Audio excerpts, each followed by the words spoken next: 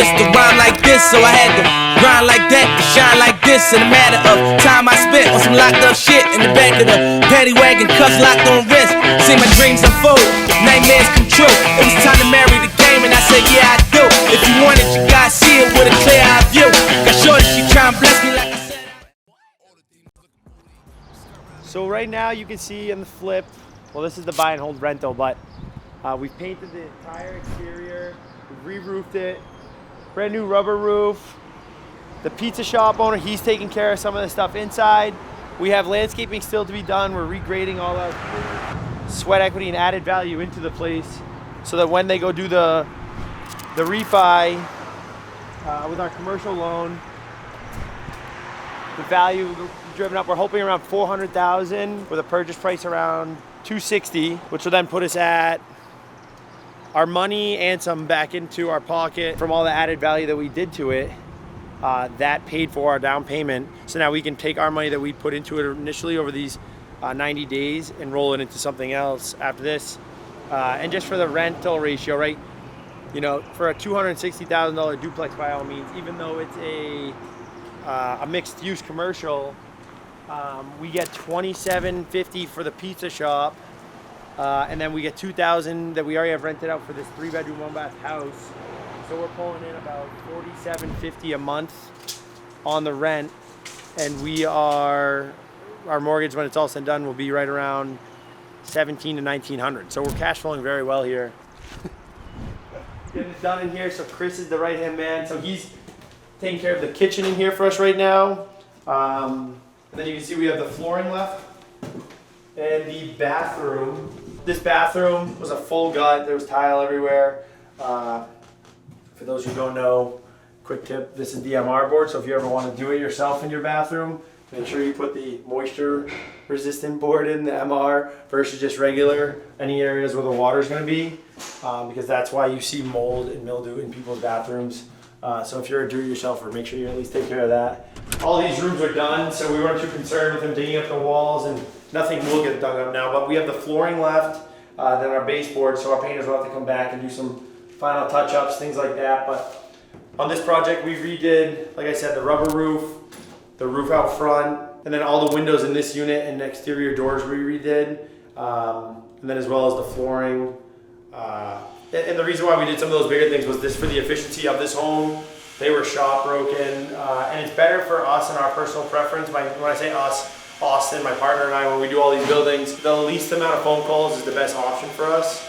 So when we do these for our tenants, or future tenants, we'd rather go ahead and renovate everything up to par than to have to try to hack things and do them just, you know, subpar, because we're gonna have to just continuously come back here and chip away at things. So it's better to get it onto autopilot, like we call it, and call it a day.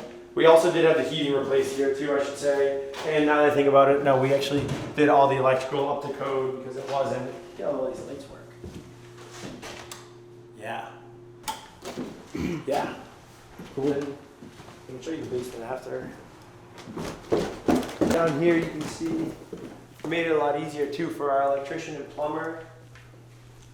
The electrician and plumber could run all their PEX, wiring, everything like that. Makes it a lot easier when it's like this. So, like I said, again, it's not worth it for us to not do things fully all the way because we know we're gonna have to come back and fix it at some point again. And the worst thing to do is get the tenants in and out of here while you're trying to renovate, and just continuously update. So it's like bring it all up, stabilize the rent, and if we're ever back here for some random little service call, you know, that shouldn't be the case, but if it is, we know it's probably something minor because everything else, the majority, has been done. Yeah, so when we're looking at these deals, like, you know, where are we finding them? How are they coming up? A lot of the grind is the networking, the finding the deals, the, you know, relationships, anything that's going to be sustainable for the long term. I don't care what industry you're in, it's relationships and quality of them, right? So like, I don't try to burn bridges throughout any of the deals I find. I don't try to burn bridges with anyone in life, right? So I just try to be, you know, a good person. And a lot of them just come from people calling us out of no other reason of them just knowing us, knowing what we're doing, letting us know, hey, we have this opportunity. Do you want to take a look at it? Like that one, we've known each other forever. He knows that I'm in the real estate game, and like, how are these coming about for us? It's really like things like that. Like he showed us it, and we, you know, we know the numbers. He knows the numbers. We've run them together. And he knows that like someone like me though, right? I'm young, I'm hungry, I'm gonna go and put the work into it, and I have the energy to do that. So that's how we find them. And then like how we look at them though is like simple thing. Like we run the numbers, right? You can do a lot of things off of like, you know, people reaching out to you and like, you know, like, oh, everything looks like a deal, but no, like what's the right deal, right? Like if a deal doesn't work, right, it's done with, then move on to the next. Like you can't harp on like, oh, what if I did that? What if I did that? Like, what if I did this house or that multi or no, like the next one's there. So I think, you know, in short, like the right deal. Does it make sense without having to try to bend the numbers, justifying some things like when people are like, well, I think we can get away with it and it'll make it work if we do this. I'm like, no, it's not the right deal. Then if you start saying if and like just that, I'm like, no, it's got to really make sense. So for us personally, like this market in Manchester, a lot of it is just people know who we are. Like, and it's not that we're this big thing. We're a small business, but how well our network is that we have, our web, it's very strong. So I think like people that are in our corner, the small army we have is loyal to us and good to us just because that's the grind is, you know, meeting people, staying in touch with them. You know, not everything has to be a give take with these relationships with the people. It's just having good quality relationships that add into coming to the next deal. So like from here, right, so this hallway we had to just completely remodel just because, you know, one, we have really good tenants in this building, and two, the building deserved a little makeover. So they're still finishing it, you can tell. It needed to be updated, but this looks really good. And it brightens up the whole hallway, and then we'll get the carpet done afterwards. Something like this, right? Like people are like, oh, what is it gonna cost me? Well, this was about $5,500 to have this hallway done. And that's what I love about when you see the first do-it-yourselfers who buy a first multifamily. I get it, you have to grind and you got to put some blood, sweat, and tears into the place.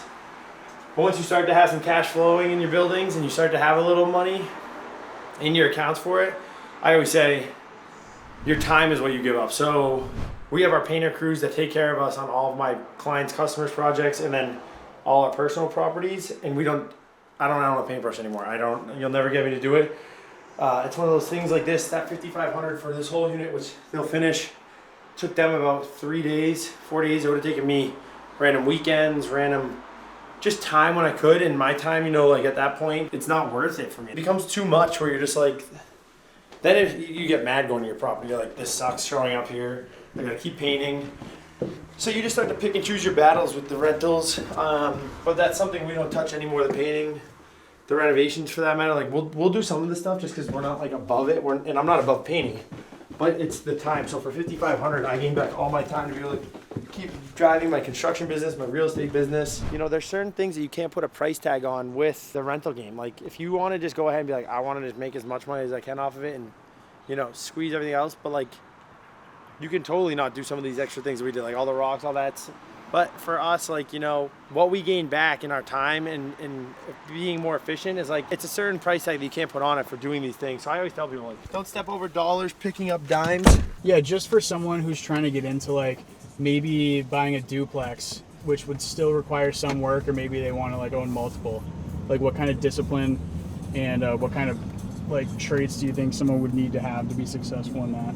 Yeah, I think it is like you got to weigh out the pros cons to like rentals. Like I think everyone nowadays, they all see even like what we're doing, like the content creation of like the rental properties and all that. But it's like ultimately I am hands-on, I am handsy. I've still been there, done that with every single thing in that property. I can do anything. So right up front, I can save on costs. You know, like the upstairs unit was like $17,000 on the third floor to renovate.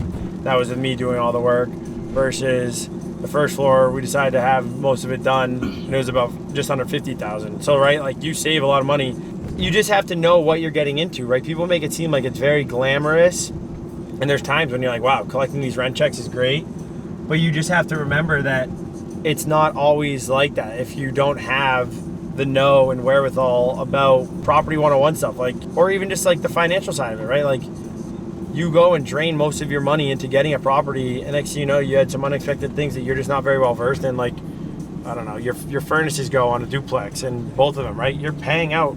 Do you have $15,000, $20,000 to just fork over to someone to come fix it? And it's like, you have to be very handsy, or if not, you have to know people. Like, you have to have a trusted, like right, I have a trusted plumber. I have a trusted electrician. Like, you don't have to try to be everything. You don't have to try to be the plumber. You don't have to try, like, just make sure you have a good contact pool. Make sure you have people that you trust. Like, trust is everything in this, or else you're just gonna get burned, and then you'll learn that. Like, I've been burned before, but like, I just think what happens is people like nowadays think that it's just so easy to be like, I'm just gonna start being a real estate, and they all like, I'm a real estate investor, and it's like, there's a lot more to it. Like, you can't just jump into and be like, I'm gonna make this my thing. Like, what does that look like on your day-to-day if you're like, I just work and invest in real estate? Like, I just think setting the expectation, the more people are starting to realize, I think too now, none of it's as lucrative as people think at first. Like, it's a long-term play that you're doing this for. Like, it's not like this is gonna make me quit my daily job after owning one or two. Like, it has to be repeatable and scalable to become then a business model that you can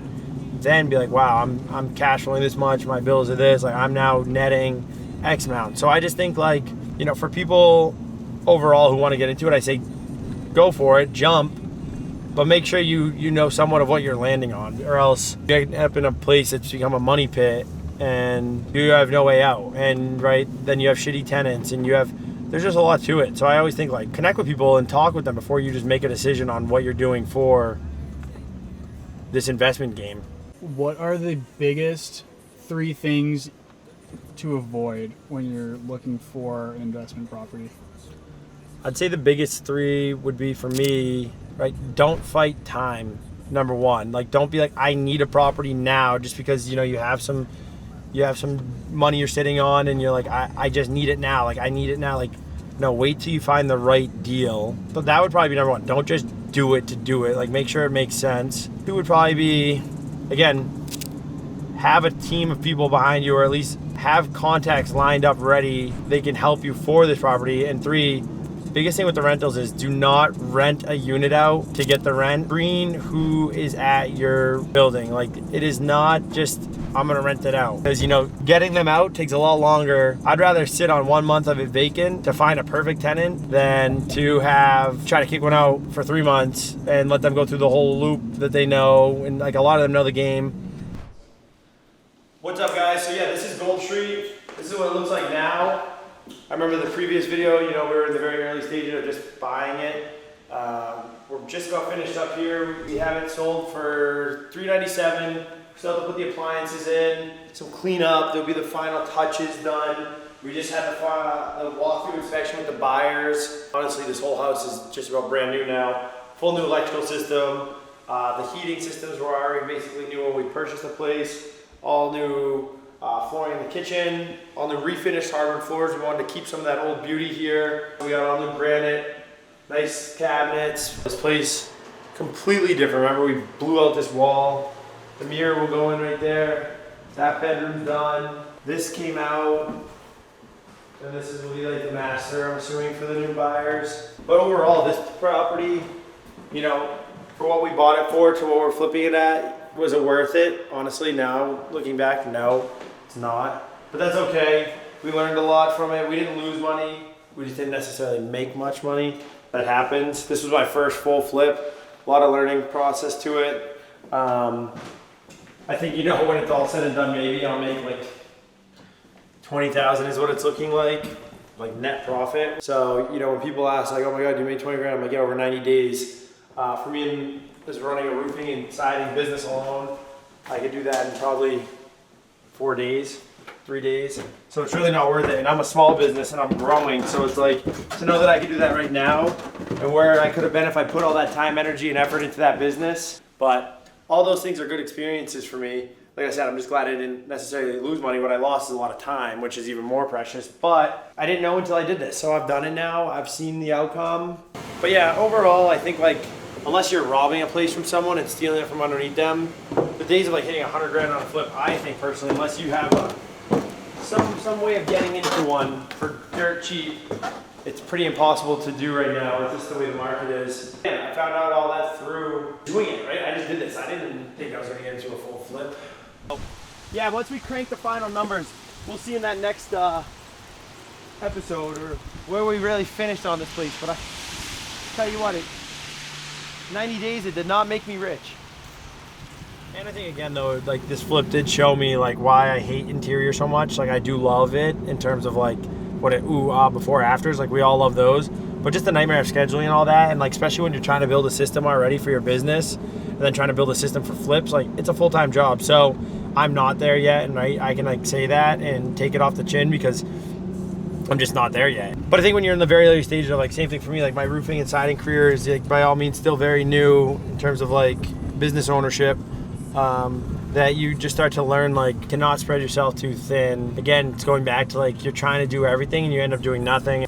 Like right now we're pulling up to our other house that we're flipping right now. This is Oakwood, and I think overall like the point of it though is that you just start to learn.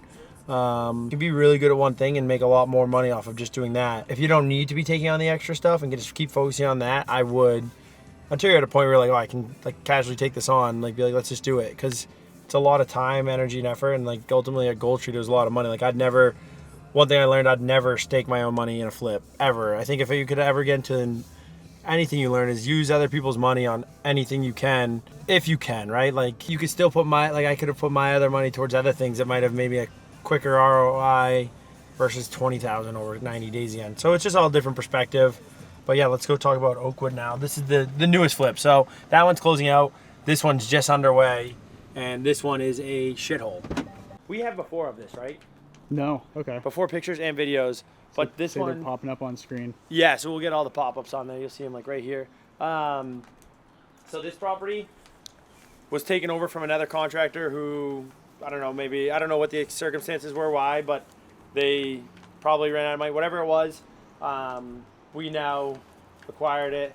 We got this one for $225. You know, assessed value probably when it's all said and done is around 450 mark, 460, maybe 475. It's big. It's going to be over 2,000 square feet.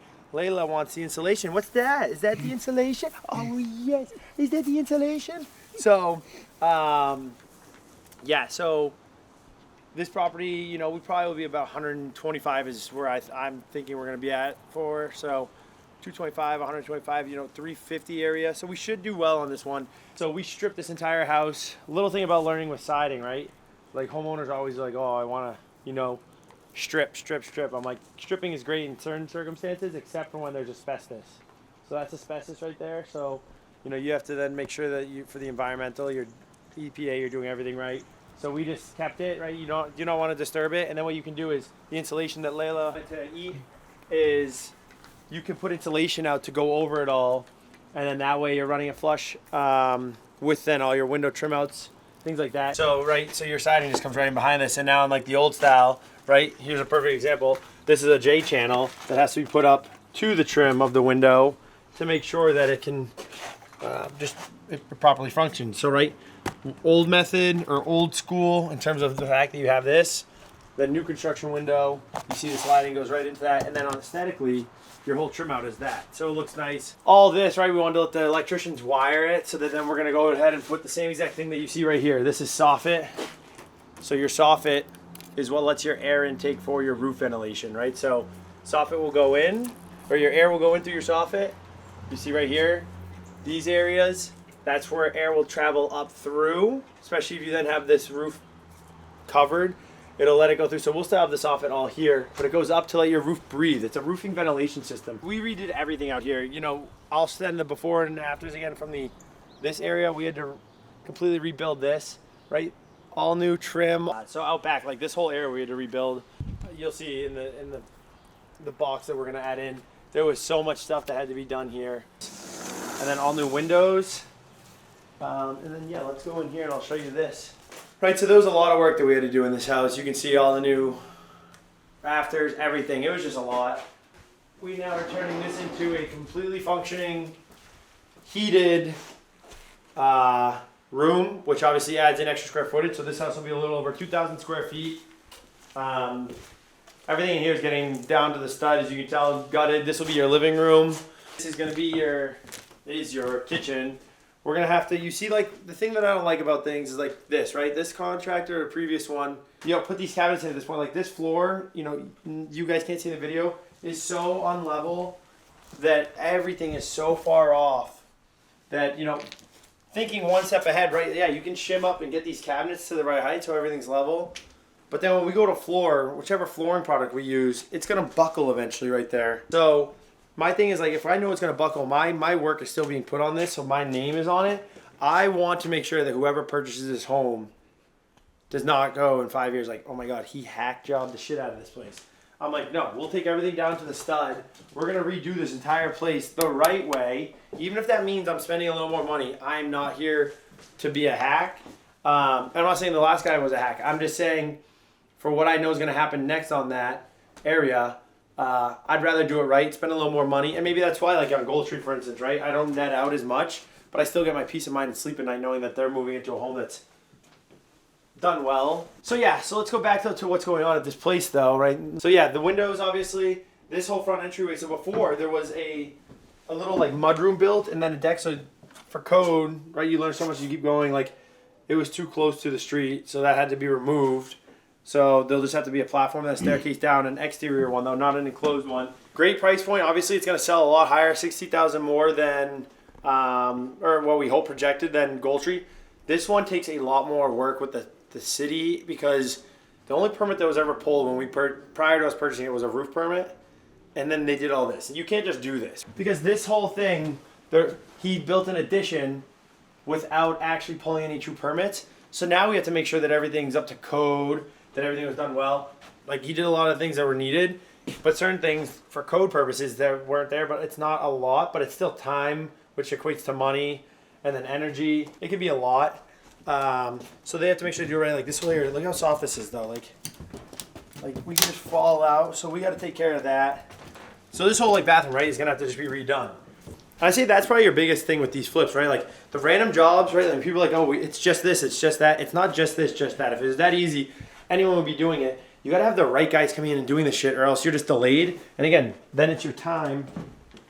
And thankfully, I have a plethora of network that I have a lot of people who are on our side to help bail us out, make sure they take care of us on the things that we need done, so that we're not spending a ton of money for these random people to come in, you know, just bill us out, not do it right, then we have to get it redone again. The worst thing you do is the one you pay for twice. On this flip though, right? So this flip, I'm not paying for any of the actual work to be done.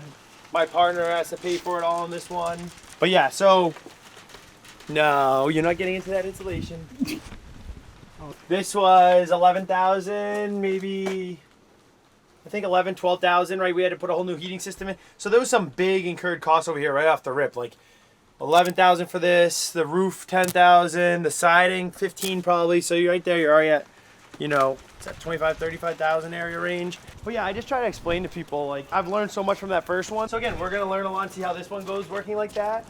And if it works, then we'll do another one. If it doesn't, then hey, we learned, we went for it, we tried it, we see what works, see what doesn't, and go from there. Overall, I just think that, like, you know, you try a bunch of different things, you see what sticks, see what goes, and like not every flip is meant to make me a ton of money, but so yeah, we're making it work. It's keeps you on your toes for sure.